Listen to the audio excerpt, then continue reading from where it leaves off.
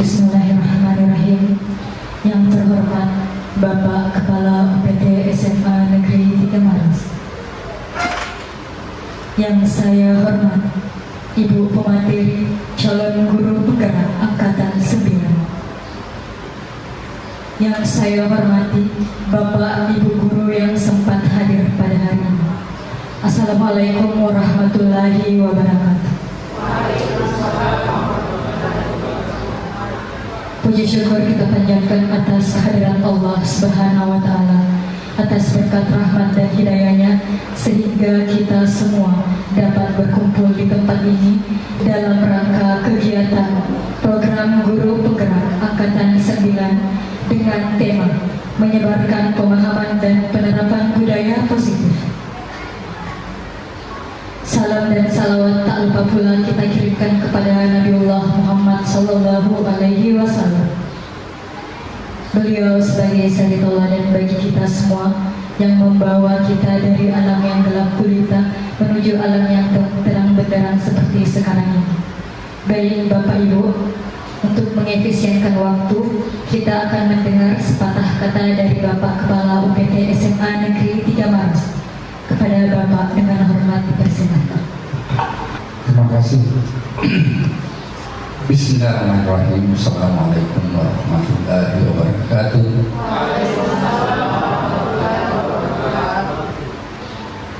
Yang sama kita hormati Calon Guru Penggerak Angkatan 9 adanya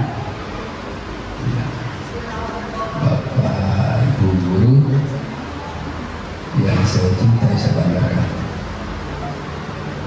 Pertama-tama marilah kita senantiasa mengucapkan puji syukur kehadiran Allah Subhanahu wa Ta'ala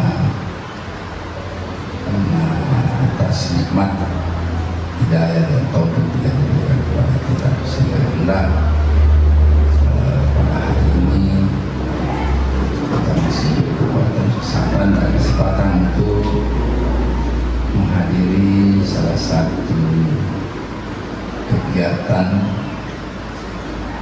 calon guru penggerak yang harus dilalui yang sesuai dengan struktur program yang telah dicanangkan oleh pemerintah lewat Balai Besar Guru Penggerak. Saya kira ini yang saya sampaikan. Saya sangat yakin dan percaya bahwa hari ini akan tampil memberikan presentasi tentang apa itu? Budaya positif, ya.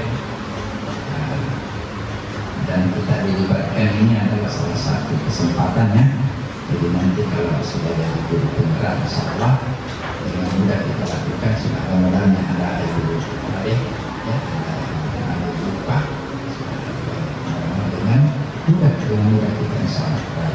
Saya kira demikian satunya harapan-harapan apa yang saya sampaikan kepada kita untuk kepentingan kita semua, dan mudah-mudahan bisa minimal kamu sedikit. Ya, saya tidak memaksa kita. Semua tergantung dan kembali kepada kita semua. Ya. Saya kira demikian. Terima kasih. Wabillahi taufiq. Assalamualaikum warahmatullahi wabarakatuh. Itulah tadi sepatah kata dari Bapak Kepala UPT SMA Negeri 3 Maros kepada Bapak diucapkan terima kasih. Selanjutnya kita akan mendengarkan diseminasi budaya positif yang akan dibawakan oleh Ibu Uwah Dania SPD. Kepada Ibu dengan hormat dipersilakan. Bismillahirrahmanirrahim. Assalamualaikum warahmatullahi wabarakatuh. Yang terhormat Bapak UPT SMA Negeri 3 Maros,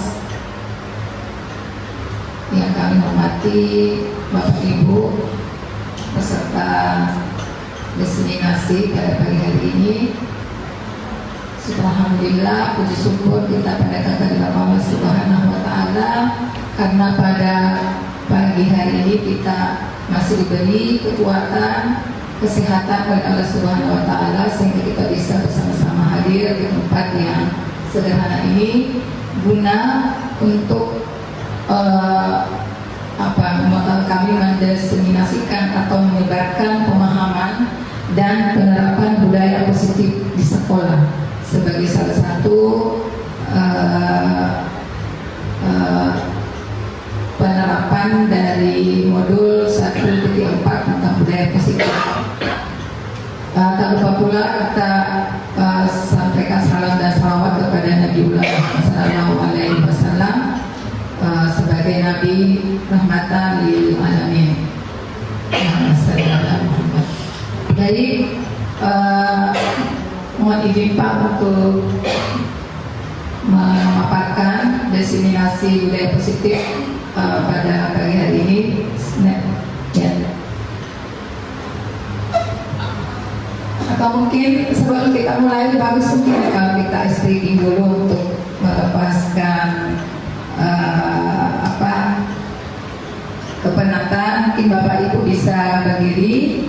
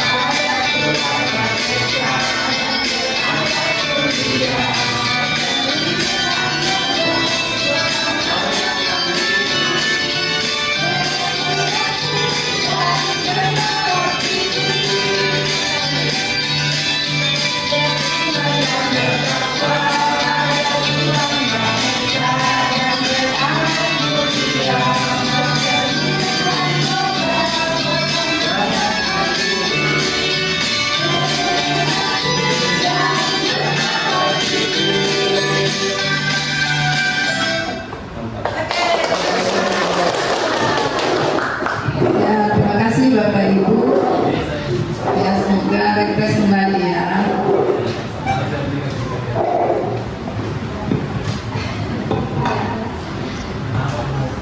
Ya, jadi izinkan Bapak untuk memaparkan atau mendiseminasikan tentang budaya positif di sekolah.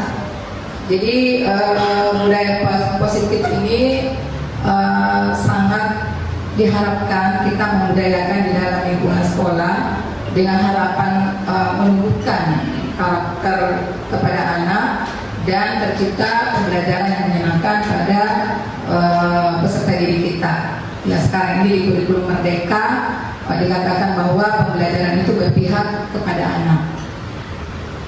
Sebelum kita lanjut, di atas di slide ada pertanyaan pemantik. Silakan Bapak Ibu untuk melihat. Kita lihat dulu yang pertama ini. Menurut Bapak Ibu, hukuman apakah itu dapat mendisiplinkan anak? Ada yang bisa berkomentar, benar atau salah? Bagaimana pernyataan ini Bapak Ibu? Apakah pernyataan ini benar atau salah? Coba Bu Nur Faidah. Baik, kalau dari saya Ya. sudah mengenalkan, baik kalau dari saya pribadi terkait hukuman dapat mendisiplinkan anak, itu hukumnya relatif. Karena kenapa? Bahkan dalam pelajaran hukum saja, ketika kita ingin mendisiplinkan seseorang, ada dasar kesadaran dan ada juga suatu hukuman. Jadi ketika seorang anak ini diberikan hukuman, kita harus juga melihat dari latar belakang anak tersebut. Karena ada anak yang diberikan hukuman ternyata salah memahami atau salah persepsi, bahkan dianggap dilakukan suatu penjahat. Ya, bagus sekali jawaban dari Ibu Nur Faidah.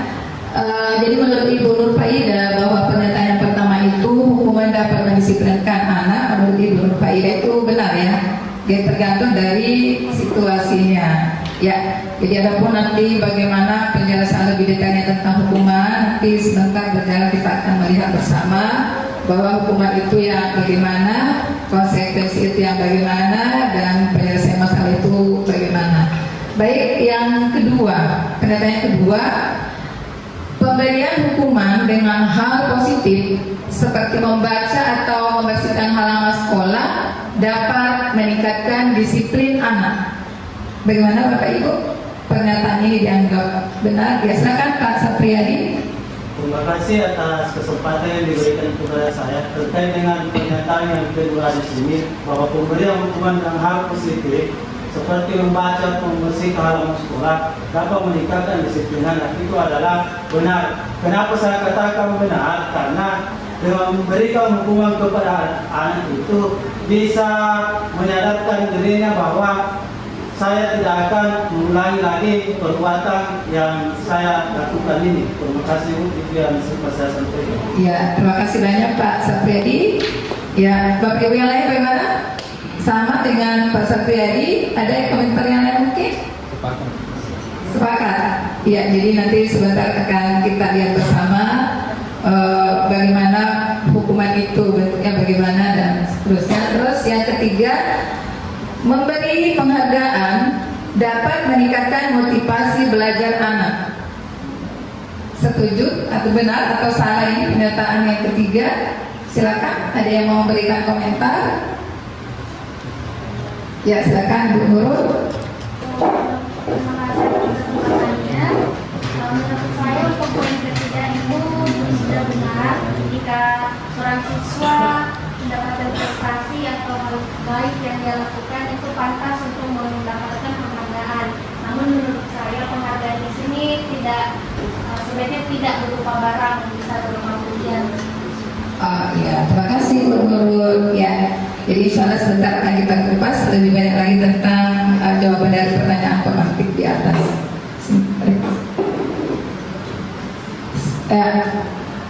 Kita lihat Bapak Ibu di atas di slide pengertian dari budaya positif. Budaya positif itu merupakan perwujudan dari nilai-nilai atau keyakinan universal yang diterapkan di sekolah. Nih, jadi kalau di sekolah kita ini, alhamdulillah penerapan tentang budaya positif sudah terlaksana. Cuma mungkin di sini kita akan lebih mengaktifkan ke depannya. Jadi setelah selesai sebentar pemaparan mungkin akan ada lagi hal-hal baru yang Bapak Ibu bisa dapatkan dan bisa diaplikasikan lagi nanti ke depannya supaya tercipta budaya positif yang lebih baik lagi di sekolah kita. Jadi adapun penerapan budaya positif yang sudah menjadi rutinitas kita di sini adalah penerapan 5S salah satunya. Ya, setiap pagi kita menjemput siswa di depan dengan menerapkan budaya 5S, salam, senyum, sapa, sopan, dan santun. Ya, saya. Ya, Bapak Ibu, di atas di slide tertuang bahwa perubahan paradigma atau teori kontrol atau biasa disebut dengan ilusi kontrol. Ya, di atas ini tertulis bahwa ilusi guru, ilusi itu mengontrol, ilusi guru mengontrol murid. Maknanya apa? Bahwa guru itu tidak bisa mengontrol murid. Jadi ini sesuai dengan teori kontrol. Jadi ilusi bahwa guru itu mengontrol murid. Ya. Yang kedua, ilusi pula bahwa kritik dan membuat orang merasa bersalah itu dapat menguatkan karakter. Nih. Kemudian ilusi yang ketiga bahwa semua penguatan positif, efektif, dan bermanfaat. Jadi mungkin di sini menurut kita memberikan suatu penguatan ataukah motivasi kepada anak, belum tentu anak itu bisa mampu memperkuat karakternya. Seperti itu. Ya, jadi nanti akan sebentar kita lihat ya bahwa yang menurut teori kontrol bahwa sebenarnya yang mampu mengontrol dirinya adalah orang itu sendiri. Ya, kemudian yang keempat, ilusi yang keempat adalah bahwa orang dewasa memiliki hak untuk memaksa. Ini juga merupakan suatu ilusi. Nih, jadi tidak selamanya orang dewasa itu mampu atau memiliki hak untuk memaksa orang lain untuk bisa mengikuti apa yang dia katakan. Jadi kesimpulannya adalah teori kontrol mengatakan bahwa semua perilaku ada tujuannya. Bahkan terhadap perilaku yang tidak disukai, hanya kita saja yang bisa mengontrol diri sendiri dan kita tidak bisa mengontrol orang lain. Ya, ini tentang teori kontrol. Ya, next. Siapa sesungguhnya yang memiliki kontrol? Nih. Silakan Bapak Ibu. Jadi di sini perubahan paradigma stimulus respon versus teori kontrol. Kalau stimulus respon, kita mencoba mengubah orang agar berpandangan sama dengan kita. Ini menurut stimulus respon. Kita mampu mencoba mengubah orang agar berpandangan sama dengan kita. Tetapi menurut teori kontrol, kita itu hanya bisa berusaha untuk memahami pandangan orang lain tentang dunia. Yang kedua, menurut stimulus respon bahwa perilaku buruk hanya dapat dilihat sebagai suatu kesalahan. Sedangkan menurut teori kontrol bahwa semua perilaku itu memiliki tujuan. Nah, apakah itu tujuannya positif ataukah negatif? Nanti akan kita lihat sebentar di kebutuhan dasar manusia pendukungnya di sini. Kemudian untuk stimulus respon yang ketiga, orang lain bisa mengontrol saya. Tapi menurut teori kontrol, hanya Anda yang bisa mengontrol diri Anda sendiri. Kemudian stimulus respon yang keempat, saya bisa mengontrol orang lain. Menurut teori kontrol, Anda tidak bisa mengontrol orang lain. Yang kelima, pemaksaan ada pada saat bujukan itu gagal. Sedangkan menurut teori kontrol, kolaborasi dan konsensus menciptakan pilihan-pilihan yang baru. Dan yang terakhir, menurut stimulus respon, model berpikir menang atau kalah. Sedangkan teori kontrol, model berpikir menang dan menang. Ya, adapun konsep inti budaya positif yang akan diperkuat pada pagi hari ini, yang pertama adalah perubahan paradigma belajar, yang kedua adalah disiplin positif, yang ketiga adalah nilai-nilai kebaikan universal, yang keempat adalah kebutuhan dasar manusia, yang kelima adalah teori motivasi perilaku manusia, yang keenam posisi kontrol guru, yang ketujuh adalah keyakinan kelas, dan yang kedelapan adalah segitiga restitusi. Ya, yang pertama adalah perubahan paradigma belajar.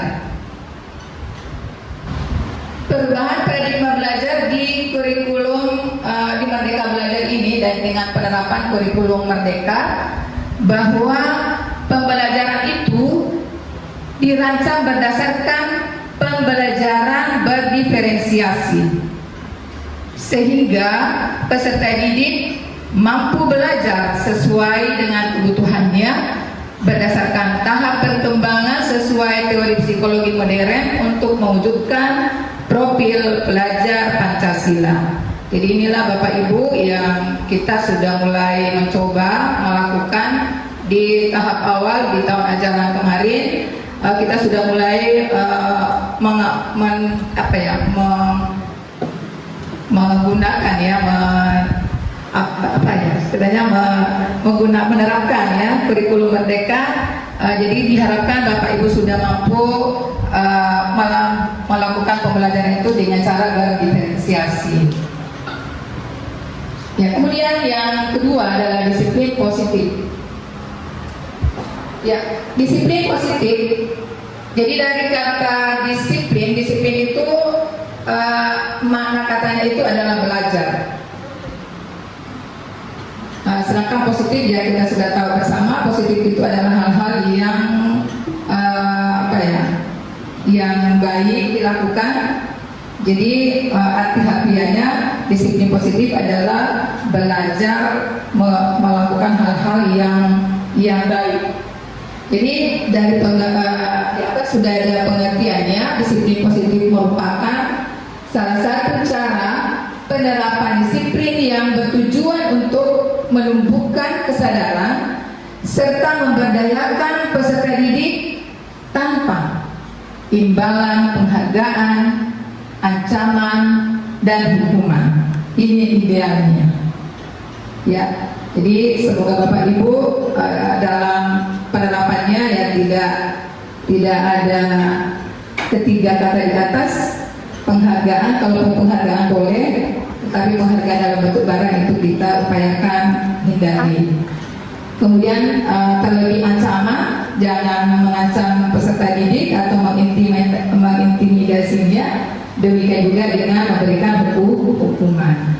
Ada tujuan dari disiplin positif ini adalah menciptakan peserta didik yang memiliki disiplin diri yang mengacu pada nilai-nilai kebajikan universal dan tentu diharapkan memiliki motivasi yang datang di dalam dirinya yang disebut dengan motivasi intrinsik ya dalam perubahan perilaku ke arah yang lebih baik. Jadi nanti sebentar kita akan melihat bahwa menurut teori motivasi ada dua teori motivasi manusia itu, ada motivasi eksternal dan ada motivasi internal, ada intrinsik, ada ekstrinsik. Jadi diharapkan sini ya kita sebagai pendidik ya berupaya bagaimana membawa anak-anak ke depannya itu supaya motivasi intrinsiknya itu yang lebih mendominasi di dalam kesehariannya, bukan ekstrinsik. Karena terus terang sebelum saya mempelajari ini juga ya saya kayaknya masih berada di lebih banyak menerapkan di motivasi ekstrinsik. Jadi kedepannya mudah-mudahan kita semua bersama-sama bisa berupaya untuk memunculkan motivasi intrinsik dari dalam diri peserta didik kita. Ya, slide. Ya, yang ketiga adalah nilai-nilai kebajikan universal. Ya, ini yang harus betul-betul kita pahami ya supaya ini bisa kita aplikasikan dalam keseharian kita di dalam lingkungan sekolah atau di dalam lingkungan kelas. Jadi nilai-nilai kebajikan universal itu adalah nilai yang disepakati bersama tanpa memandang suku, bangsa, bahasa, dan agama. Jadi sebentar kita akan melakukan simulasi bagaimana kita membuat ya peraturan kelas dan kesepakatan kelas yang kelak sebentar akan kita munculkan nilai keyakinan kelas ya berdasarkan nilai-nilai kebajikan yang ada di atas. Ya, jadi di sini untuk nilai ya tertuan profil terhadap Pancasila seperti tadi yang sudah kita ekspresikan, dan saya rasa yang di KM sudah tahu semua 6 elemen profil Pancasila. Jadi yang harus betul-betul ya kita mampu melihat ya karakter 6 elemen ini di dalam diri peserta didik kita. Dan adapun karakter utama yang juga tersirat di dalam pembelajaran dan keseharian kita selama membimbingan anak ada 10 di atas yang mungkin ya Bapak Ibu bisa melihat, dan juga keterampilan hidup atau life skill. Ini juga kita harapkan life skill ini muncul juga kepada peserta didik kita. Ya, di slide berikutnya, kebutuhan dasar manusia. Kenapa ada anak yang melakukan pelanggaran. Ini pasti ada alasannya. Tidak mungkin anak itu berbuat sesuatu kalau tidak ada tujuannya. Seperti itu Bapak Ibu. Jadi ternyata munculnya pelanggaran, apakah itu yang negatif? Ya jelasnya kalau pelanggaran itu pasti negatif, tapi yang positif juga tentu ada muncul kepada peserta didik kita, itu berdasar karena ini adanya kebutuhan dasar manusia. Kebutuhan dasar manusia adalah segala sesuatu yang kita lakukan untuk mendapatkan apa yang kita inginkan. Seluruh tindakan yang kita lakukan memiliki tujuan tertentu, dan semua usaha terbaik yang kita lakukan adalah dalam rangka agar kebutuhan dasar kita terpenuhi dengan baik. Di atas sudah ada 5 kebutuhan dasar manusia. Ini bertahan hidup. Barangkali Bapak Ibu ada yang bisa memberikan suatu contoh perilaku siswa kita dalam kelas yang menggambarkan kebutuhan dasar yang pertama ini, bertahan hidup. Ada tidak kebiasaannya peserta didik yang mungkin kita bisa lihat, apakah itu di luar kelas, ya mungkin bukan dalam lingkungan kelas pada saat kita belajar, dan mungkin ada perilaku anak yang mungkin kita pernah lihat, dan ini menggambarkan bahwa oh anak ini melakukan ini karena kebutuhan bertahan hidupnya ini belum terpenuhi. Ada yang bisa berikan contoh? Silakan Pak Fahrul. Ya, terima kasih atas kesempatannya. Jadi ya, sepengalaman saya ketika di SMA 3 ini, tidak sedikit anak-anak itu yang melakukan atau memiliki kebutuhan dasar hidupnya itu dengan cara seperti yang ada di poin pertama, yaitu bertahan hidup.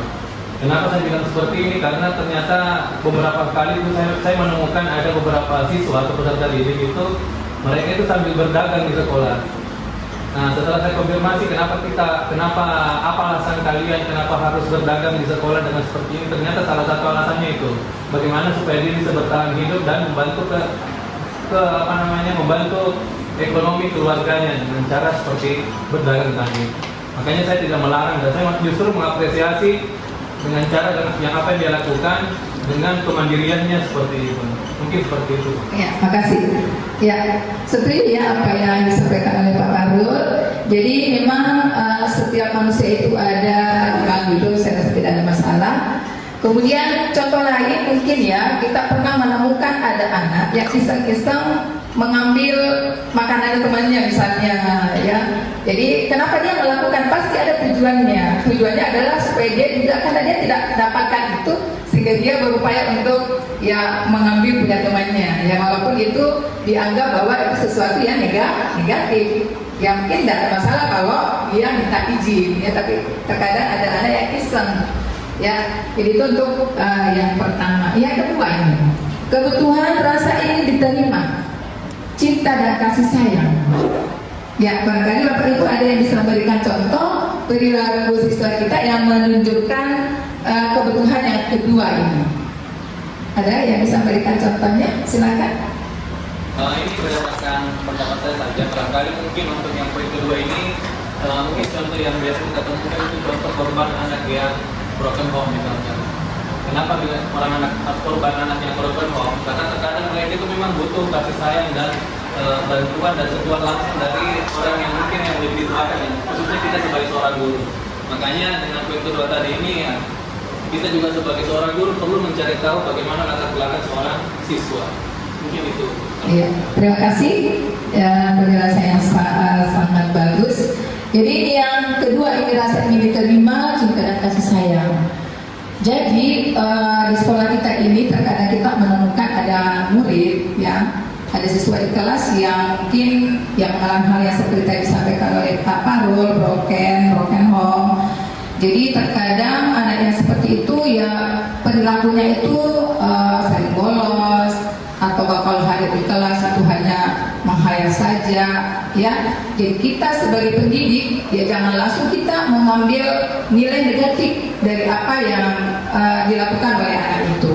Jadinya apa yang harus kita lakukan ya, kita berupaya untuk mendekati dia, karena anak ini pasti ada kebutuhannya yang hilang.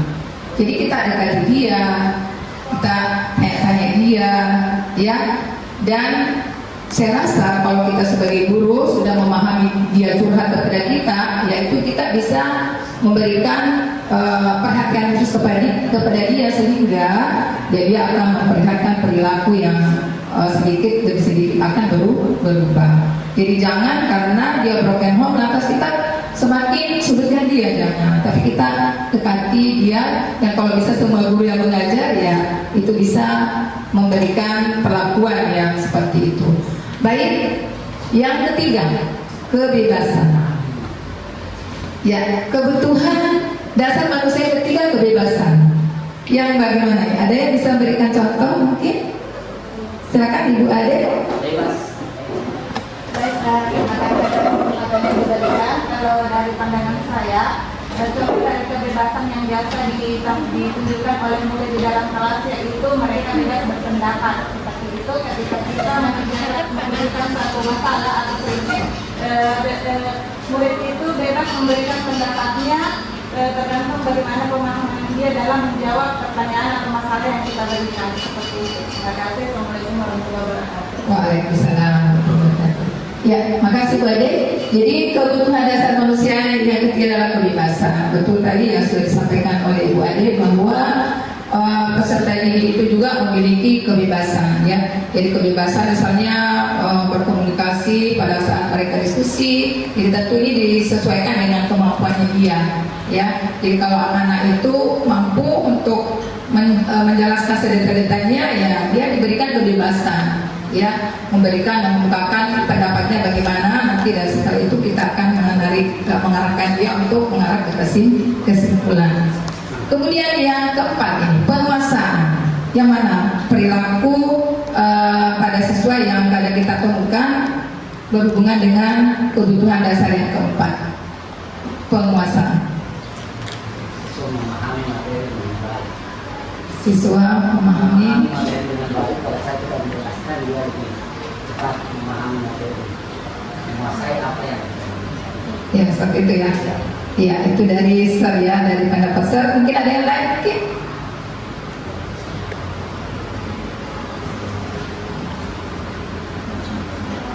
Jadi saya tambahkan di sini tentang penguasaan.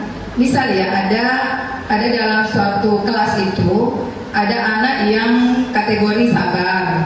Terus yang satunya itu ya boleh mau dikata bahwa dia itu mau dikata jagoan seperti itu.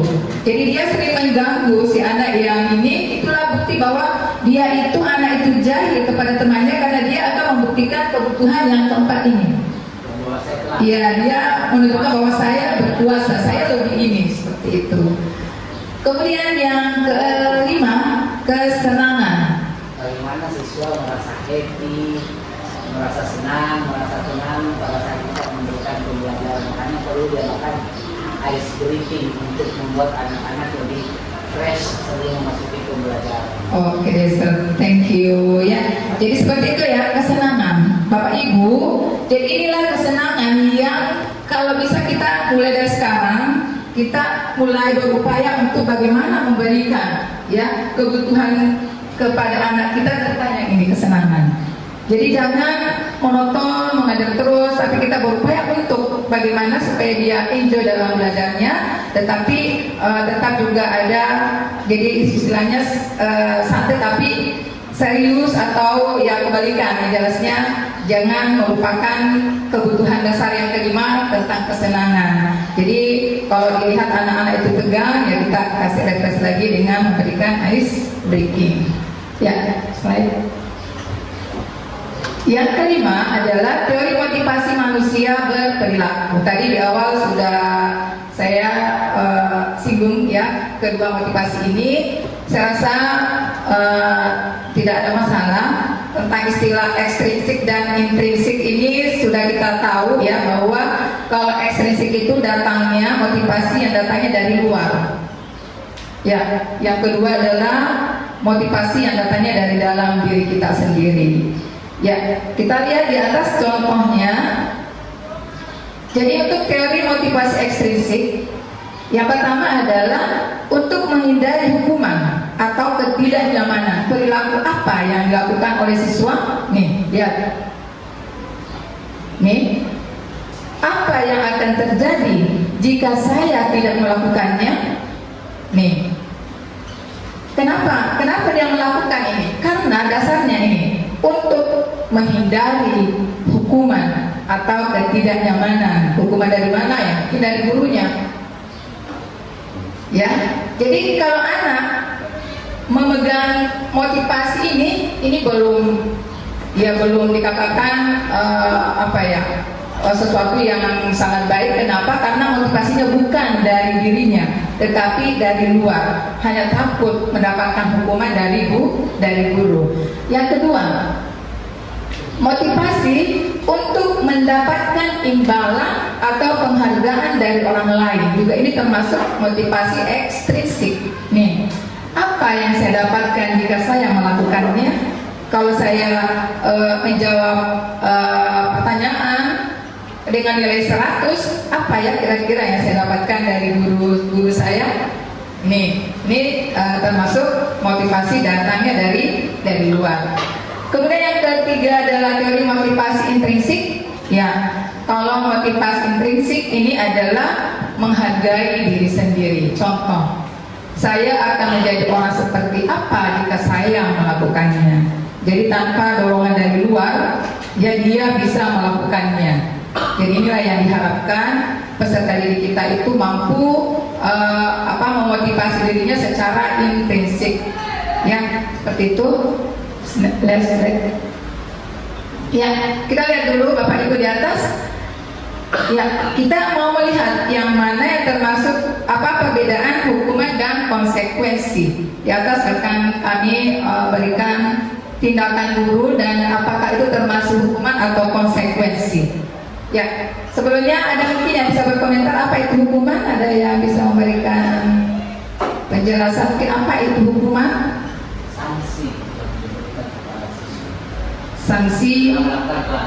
Sanksi yang diberikan kepada siswa yang melakukan pelanggaran. Kalau konsekuensi akibatnya ya, jadi akibat dari pelanggaran yang telah dilakukan dan sudah disepakati itu. Ya, baik. Ya, silakan Bapak Ibu melihat contoh di atas. Ini termasuk hukuman atau konsekuensi ini? Mencatat 100 kali di dalam buku kalimat saya tidak akan terlambat lagi karena terlambat ke sekolah. Apa yang termasuk hukuman atau konsekuensi? Hukuman. Ya, jawabannya ya hukuman. Ya, jadi kita memberikan perlakuan yang anak itu melakukannya dan tentu menimbulkan rasa ketidaknyamanan. Kali ini menggantikan kertas tugas teman yang telah dicoret-coret. Konsekuensi ya, karena dia melakukan ya, sehingga akibatnya dia tanggung. Ya, yang berikutnya adalah ada 5 posisi kontrol guru. Ini sangat bagus untuk kita pahami bersama Bapak Ibu. Ya, kira-kira nanti kita ini berada di posisi mana ini? Ya, kalau awalnya saya pertama kali mengajar, saya berada di posisi penghukum lebih dominan waktu awal pertama jadi guru. Kemudian lanjut pembuat rasa bersalah juga ini. Ya, idealnya kita di sini, idealnya. Ya, jadi mudah-mudahan ke depan kita semua bisa menjadi di posisi kontrol yang kelima sebagai manajer. Ya, kita akan lihat satu persatu. Silakan Bapak Ibu untuk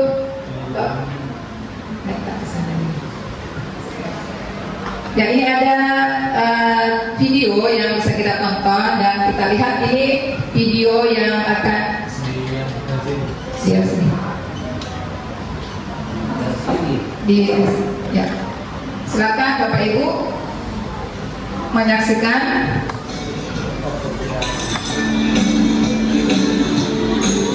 Pagi anak-anak, silakan PR yang kemarin ibu berikan diletakkan di meja. Anton, kamu sudah mengerjakan belum? Mengerjakan saya, Bu. Kamu selalu ya nggak ngerjain PR. Sekarang kamu duduk di depan, lalu tulis.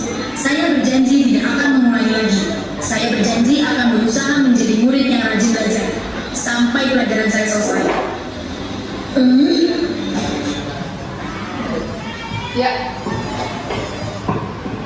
Kita lihat contoh tadi yang pertama adalah posisi di mana tadi itu posisi penghukum. Posisi penghukum. Jadi muridnya terlambat lalu diberikan hukuman ya sampai akhir pembelajarannya selesai. Yaitu dia termasuk posisi kontrol yang pertama. Contoh tindakannya, ya misalnya guru mengatakan patuhi aturan saya. Awas, kalau kamu tidak patuhi aturan saya, awas. Kemudian kamu saja yang selalu salah. Dasar anak malas, selalu saja terlambat. Ya seperti inilah terkadang kata-kata seorang guru yang bertindak sebagai penghukum. Bagaimana ciri-cirinya? Lihat. Ciri-cirinya nada suaranya tinggi, ya, gestur tubuhnya matanya melotot, nih, dan jari-jarinya terkadang menunjuk. Ada Bapak Ibu yang melakukan seperti itu? Iya, jadi ini hindari kita berada di posisi ini mulai dari sekarang, ya. Jadi dengan adanya diseminasi ini ya kita sudah mulai berupaya untuk menuju ke yang lebih baik. Hasilnya bagaimana Bapak Ibu? Hasilnya murid menjadi dendam dan malah bisa menjadi lebih agresif. Misalnya kalau dendam kepada gurunya, terkadang anak itu biasa mengopiskan ban motornya gurunya, mencoret-coret kendaraannya. Iya, jadi yang mudah-mudahan sih tidak ada perilaku seperti itu pada diri anak ya, sebagai yang tindakan menjadi agresif. Bagaimana kalau dikasih proyek? Iya. Marah-marah berproyek bercanda. Ya itu lain sorry ya, yang serius. Ya. Kita lanjut ke Kamu selalu ya ngerjain PR. Sekarang kamu duduk di depan, lalu tulis.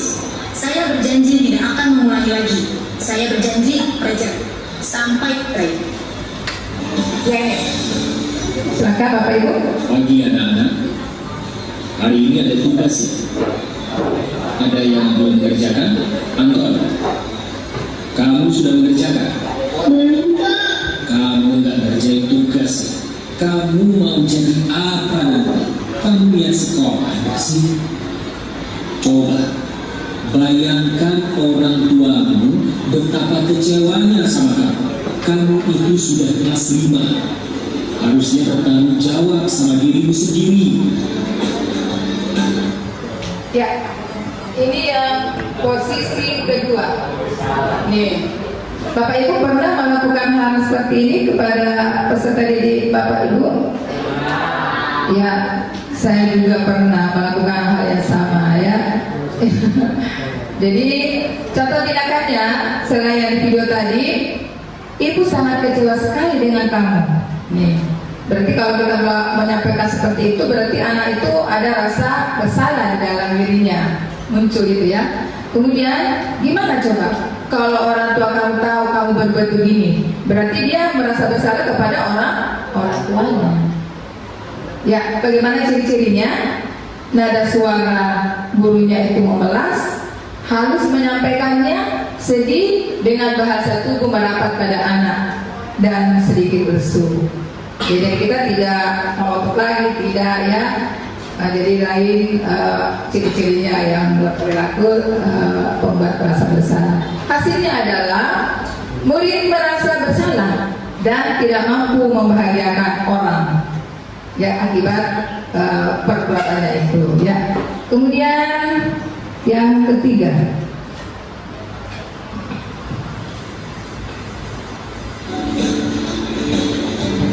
Maaf Bu, saya terlambat. Ya udah, nanti jangan diulangi lagi ya. Kalau kamu rajin, ibu senang lihatnya. Ya, lain kali tepat waktu ya masuknya. Tos dulu dong. Kita kan teman. Wah, jadi kalau aku terlambat lagi, apa ya? ya ini yang ketiga. Ada yang biasa berperilaku seperti ini kepada peserta didiknya? Jarang banget. Jarang ya.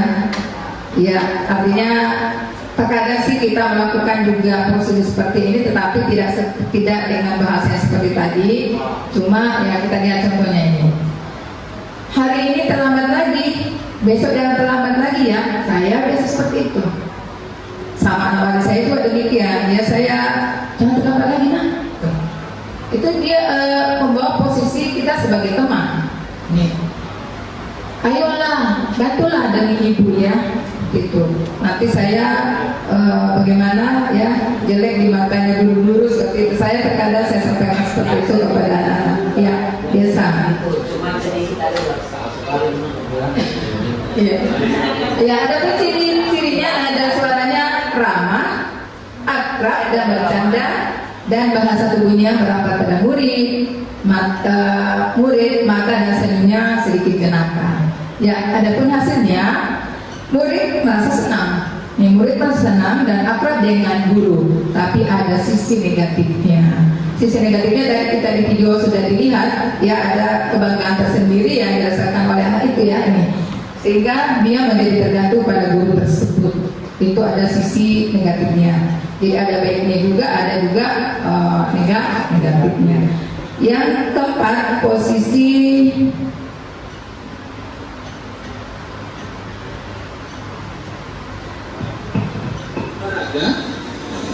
Bapak, kamu kok nggak pakai baju olahraga? Bapak catat, kamu sudah 3 kali loh nggak ikut olahraga bulan ini. Iya Pak, sudah 3 kali berarti saya dapat sanksi Pak. ya, yang keempat ini adalah posisi sebagai pemantau. Nih, posisi kontrol sebagai pemantau. Contoh tindakannya seperti tadi. Contohnya adalah ibu lihat di catatan kamu sudah 3 kali tidak pakai sepatu hitam. Berarti kamu sudah siap dengan konsekuensinya. Ya, jadi sama juga dengan tadi di video. Jadi ada 3 kali sudah tidak pakai baju olahraga, berarti sudah siap untuk menanggung konsekuensi dari perbuatannya. Jadi biasanya posisi kontrol pemantau ini dia mengadakan catatan. Jadi ada catatan atau data yang dia bisa perlihatkan kepada anak itu, sehingga itulah yang dijadikan sebagai dasar untuk memberikan hukuman berdasarkan konsekuensi yang sudah ditentukan sepakati di sekolah itu. Ya, cirinya ada suara datar, bahasa tubuh yang formal. Hasilnya adalah murid memahami konsekuensi karena sudah disepakati. Murid memahami konsekuensi yang harus dijalankan karena telah melanggar peraturan sekolah, tapi murid tetap dibuat tidak nyaman. Nih. Terus yang terakhir, posisi manajer. Iya Bu, lambat menentukan tugas. Maaf ya Bu. Ini Bu, saya mengumpulkan tugas. Maaf ya Bu, saya terlambat mengumpulkan tugas. Kenapa kamu terlambat menentukan tugas? Iya Bu, saya kalau sore bantuin ibu jaga warung, gak sempat kerjain tugas. Kira-kira nih, apa yang bisa kamu perbaiki supaya kamu bisa mengerjakan tugas tepat waktu? Coba, kapan biasanya kamu membantu ibu jualan? Kadang-kadang sampai di malam-malam Bu. Bagaimana kalau kamu membuat jadwal kapan kamu akan mengerjakan tugas? Oh gitu ya Bu, saya coba deh Bu, terima kasih Bu. Ya, jadi itulah posisi kontrol yang kelima. Inilah yang kelima ya. Ya. Jadi diharapkan kita sebagai guru ya bisa menerapkan posisi kontrol sebagai manajer. Ini contoh tindakannya. Apakah kamu sudah tahu kesalahanmu? Nah, sekarang apa usaha kamu untuk memperbaiki kesalahan kamu? Jadi kita memberikan perlakuan dengan memberikan pertanyaan-pertanyaan kepada menggali apa yang menyebabkan ya. Jadi sebentar kita akan melihat bagaimana penanganan dengan cara dengan posisi kontrol sebagai manajer. Jadi cirinya ada suaranya halus, bahasa tubuh tidak kaku, mendekat ke murid. Hasilnya berikutnya adalah guru akan mengembalikan tanggung jawab pada murid untuk mencari jalan keluar permasalahannya. Jadi bukan guru yang memberikan petunjuk bahwa harusnya seperti ini, tapi ini guru hanya membimbing dia sehingga dia berupaya untuk memperbaiki kesalahan-kesalahannya. Akhirnya lama-kelamaan akan muncul motivasi intrinsik dari dalam dirinya. Ya, untuk perbedaan hukuman, konsekuensi dan restitusi, Bapak Ibu sudah ya bisa dilihat di atas. Jadi sudah tersirat tadi ya bagaimana itu hukuman dan konsekuensi. Kemudian untuk restitusi inilah yang akan kita bahas sebentar di materi khusus, yaitu segitiga restitusi. Ya, sekarang adalah keyakinan kelas. Mengapa tidak peraturan saja? Mengapa harus keyakinan kelas? Ya, untuk mendukung motivasi intrinsik, kembali ke nilai-nilai keyakinan lebih menggerakkan seseorang dibandingkan serangkaian peraturan-peraturan. Jadi Ibu, saya sangat mengharapkan bantuan Bapak Ibu, kita melakukan simulasi sebentar. Ya, kita membuat peraturan dan membuat kesepakatan kelas, dan sebentar kita akan melahirkan keyakinan kelas. Ya. Jadi ini keyakinan kelas. Mengapa kita memiliki peraturan harus menggunakan helm bila mengendarai kendaraan roda 2? Ini kan peraturan, ya kenapa? Kenapa kita memiliki peraturan harus menggunakan helm bila mengendarai kendaraan roda 2? Apa sih tujuannya? Ya, itu adalah menjaga keselamatan. Itulah nilai keyakinannya itu. Kemudian mengapa kita memiliki peraturan 3M? Memakai masker, mencuci tangan, menjaga jarak supaya tidak kena corona. Artinya terjaga kesehatan kita ya. Kesehatan terjaga, keselamatan pun terjaga. Yang ketiga, mengapa kita memiliki peraturan harus datang tepat waktu pada saat mengikuti pelatihan?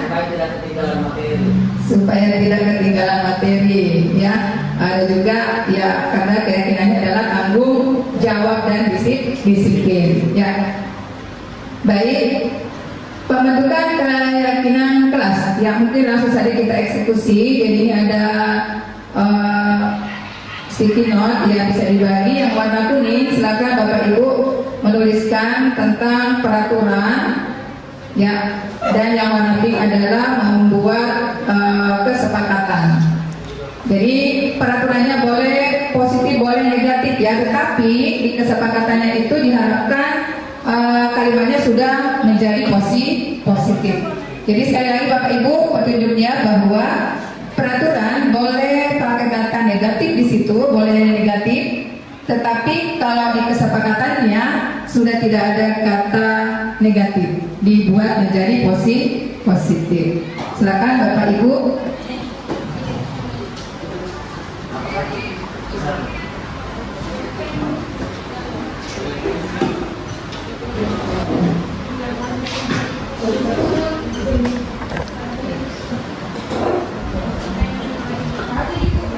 Satu saja.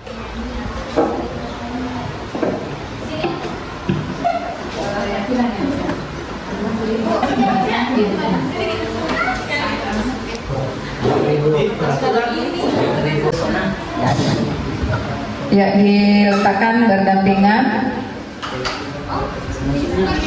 Ya, berdampingan saja, tidak apa-apa. Jadi diisi saja. Nah, keyakinan ini sebentar, Bu. Keyakinan itu merupakan hasil kesepakatan kita bersama. Oh, peraturan kita ini dulu. Ya, peraturannya warna kuning, yang pink itu adalah kesepakatan. Kenapa saya? Nanti kira Kenapa saya peserta paling ya baik. Ya, kita lihat dulu yang pertama. Memakai atribut lengkap di sekolah. Ini adalah peraturan, betul ya? Peraturan ya. Memakai atribut lengkap di sekolah. Kesepakatan saling menghargai saat proses pembelajaran. Bagaimana ini? Betul? Ya, sebaiknya sinkron. Ya, nilai keyakinannya apa? Ya, dapat nilai keyakinannya ini Bu aja. Saling menghargai dan saat proses pembelajaran. Jadi peraturannya memakai atribut lengkap di sekolah.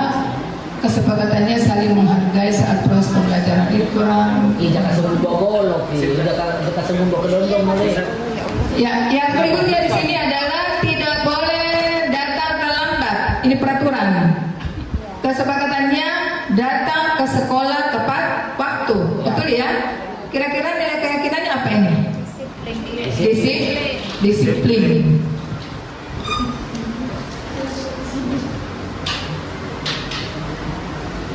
Silahkan ambil foto tak dijeruk.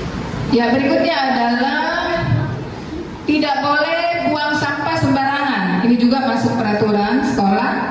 Kesepakatannya selalu menjaga kebersihan kelas dan halaman sekolah. Ya. Berarti nilai keyakinannya adalah Kebersihan.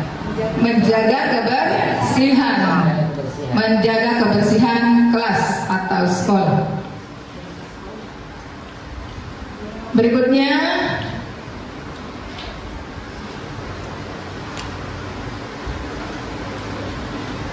ya, dilarang menggunakan HP di saat jam pelajaran berlangsung. Kesepakatan aktif dalam mengikuti pembelajaran. Kesepakatannya adalah menggunakan handphone ketika diizinkan oleh guru. Ya. Berarti nilai keyakinannya apa ini? Masuk ke disiplinan? Ya, juga masuk ke disiplinan. Ya. Kemudian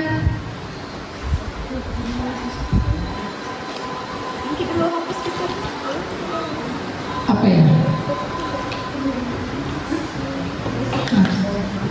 Ya, tidak boleh makan di dalam kelas pada saat jam pelajaran sedang berlangsung. Kesepakatannya makan dan minum setelah jam pelajaran berakhir. Keyakinannya apa ini? Nilai keyakinannya kira-kira apa ini? Disiplin, Etika, kemudian sopan. ya, sopan ya. Sopan. Harus ada kamus setiap belajar bahasa Inggris. Ya. Kesepakatannya kalau tidak bawa kamus harus mencari sampai dapat di kelas lain. Ini nilai keyakinannya apa ini? Tanggung jawab. Karena sudah disepakati. Ya, saya ini rata-rata yang sama. Ini tidak boleh datang terlambat sama. Tidak boleh terlambat masuk lab, harus lihat. Ya. Jadi pada siang hari ini ya, dari peraturan dan kesepakatan yang kita sudah buat, lahirlah nilai keyakinan. Yang pertama adalah disiplin dalam segala hal, ya. Waktu, kemudian pakaian, ya. Kemudian menjaga kebersihan kelas atau kebersihan sekolah, sopan dan menjaga etika di dalam kelas. Dan yang keempat adalah bertanggung jawab. Jadi inilah nilai-nilai keyakinan yang harus ditumbuhkan di dalam diri peserta didik kita agar proses pembelajaran menjadi lebih menyenangkan. Ya, terima kasih Bapak Ibu atas partisipasinya dalam pembuatan peraturan kesepakatan kelas dan keyakinan kelas. Ya. Di atas ada contoh, selalu kembalikan buku ke tempatnya. Ya, keyakinan kelasnya itu bagaimana? Ya, tanggung jawab. Ya, lanjut. Dilarang mengganggu orang lain. Ini kira-kira keyakinan kelasnya bagaimana? Lanjut. Menghormati orang lain. Lanjut. Hadir di sekolah 15 menit sebelum pembelajaran dimulai. Keyakinan kelas apa? Ya, menghormati orang lain dan juga komitmen juga, disiplin juga masuk ini. Ya, lanjut. Dilarang melakukan kekerasan. Keyakinan kelasnya adalah ya keselamatan dan menghargai orang lain. Lanjut. Dilarang menggunakan narkoba. Ini keyakinannya apa ini? Ya, keselamatan dan kesehatan juga ya. Lanjut. Bergantian atau menunggu giliran. Nilai keyakinannya apa? Ya, menghormati orang lain dan juga bersabar. Lanjut, gunakan masker juga ya, keyakinannya adalah kesehatan dan keselamatan. Dan jangan berlari di kelas atau koridor, itu nilai keyakinannya adalah keselamatan dan keamanan. Jadi bapak ibu boleh foto di atas supaya nanti ketika membuat peraturan dan kesepakatan ini bisa diambil contoh dari nilai-nilai keyakinan kelas yang nanti ditetapkan di dalam kelas yang bapak ibu ajar. Yang lanjut. Ya, materi yang terakhir adalah segitiga restitusi. Ya, apa itu restitusi? Ya, restitusi itu adalah proses menciptakan kondisi bagi murid untuk memperbaiki kesalahan mereka, sehingga mereka bisa kembali ke kelompok mereka dengan karakter yang lebih kuat. Ya, jadi untuk penanganan siswa yang ada pelanggarannya itu bisa ditangani dengan cara segitiga restitusi. Apa itu segitiga restitusi?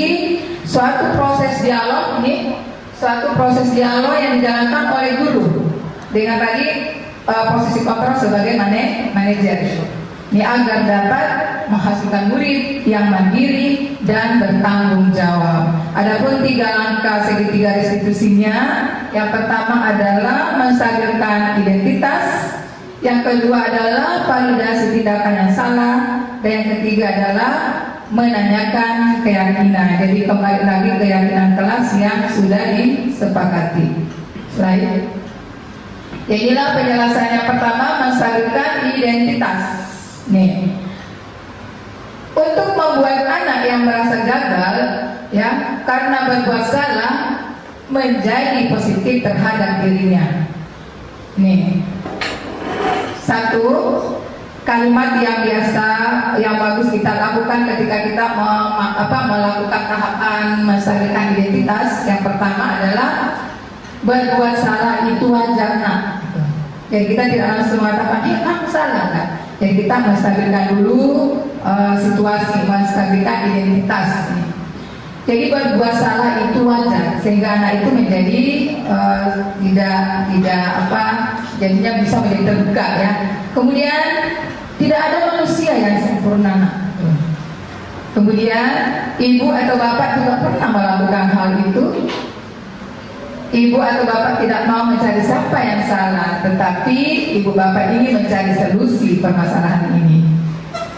Kamu berhak mengambil sikap seperti itu. Jadi ini adalah kata-kata yang dapat kita berikan ketika kita memasuki tahapan menstabilkan identitas. Kita panggil anak itu, kita berikan kata-kata yang kurang lebih seperti ini. Baik, lanjut. Yang kedua adalah validasi tindakan yang salah.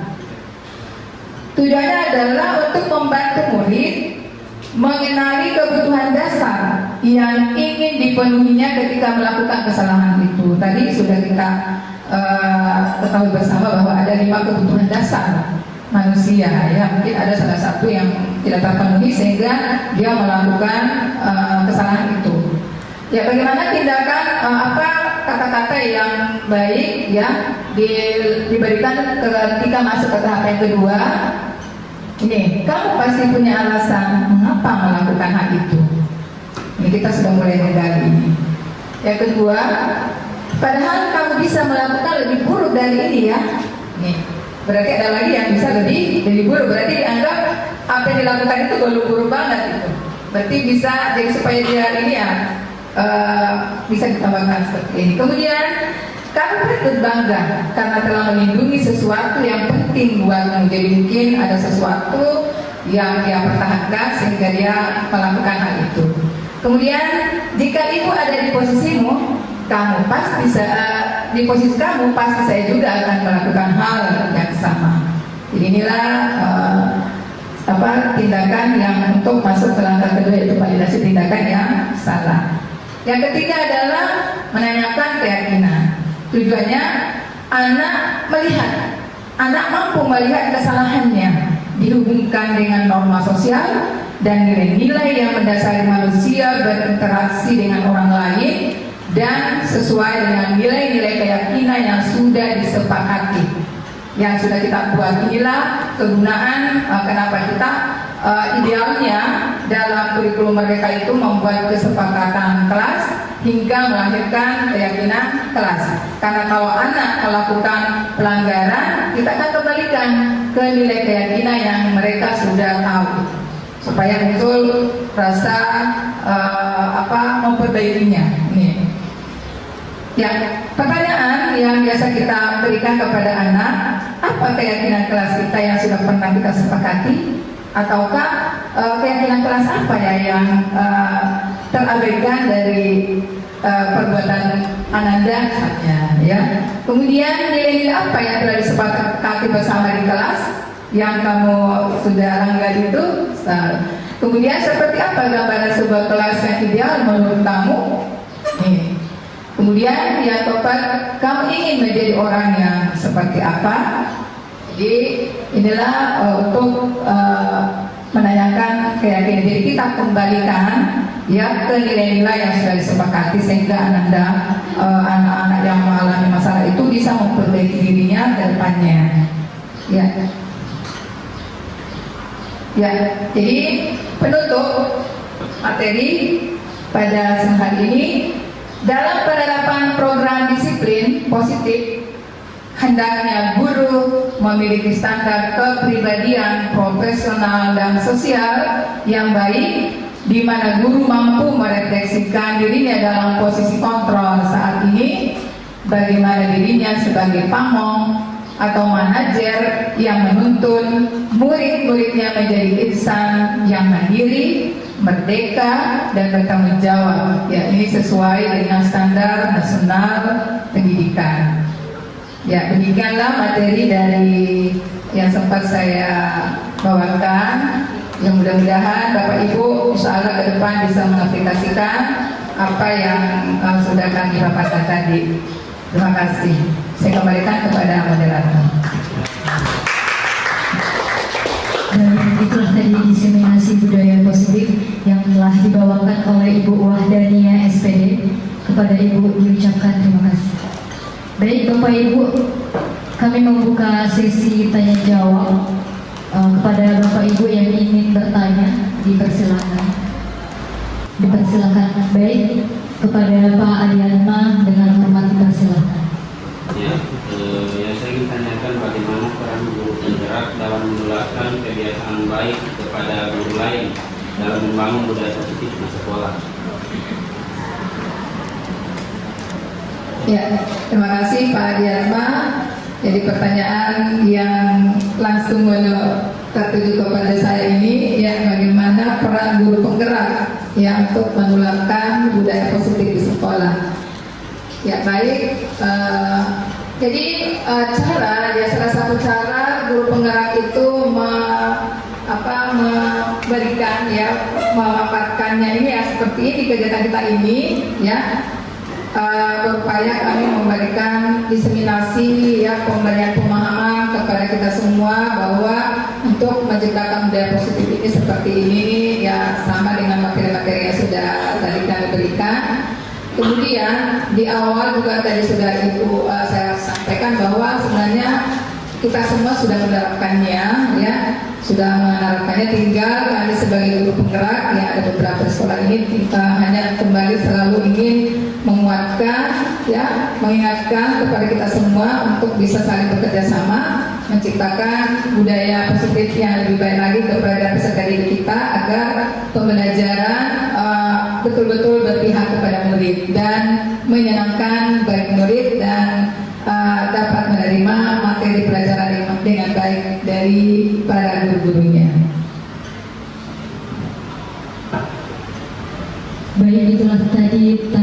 jawab mengenai budaya positif. Selanjutnya kami buka sesi tanya jawab kembali kepada Bapak Ibu yang ingin bertanya, dipersilahkan. Kepada Pak Fahrul dengan hormat dipersilahkan. Terima kasih atas kesempatannya. Jadi mungkin memperjelas saja dari apa yang Ibu sampaikan tadi terkait dengan materi, khususnya pada bagian peraturan, kesepakatan, dan keyakinan. Itu kan tadi pembahasannya kalau kita sama-sama saksikan itu ada kemiripan antara peraturan, kesepakatan, dan keyakinan. Mungkin di sini pertanyaan saya yaitu bagaimana cara membedakan antara ketiga istilah tersebut antara peraturan, kesepakatan, dan keyakinan kelas. Mungkin itu pertanyaan saya. Ya, terima kasih Pak Fahrul. Jadi intinya di sini adalah apa perbedaan antara peraturan, kesepakatan, dan keyakinan. Ya, ini perlu saya perjelas lagi di sini supaya kita dalam penerapannya di kelas ya tidak ada yang tidak ada miss di sini. Jadi kalau peraturan sekolah, peraturan ini tidak lepas ya dari tata tertib yang sudah ditetapkan di sekolah. Ini, ya kita anak-anak itu bisa mengambil dasarnya dari peraturan yang sudah ditetapkan.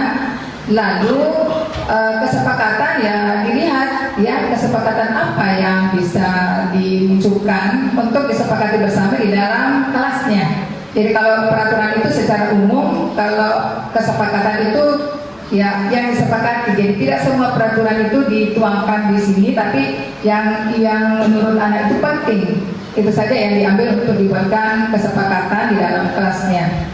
Dan perlu saya tambahkan lagi bahwa kalau peraturan itu bisa kalimatnya positif, ya boleh negatif, ya jadi boleh ada kata tidak boleh, ya bisa juga jangan atau dilarang, ya.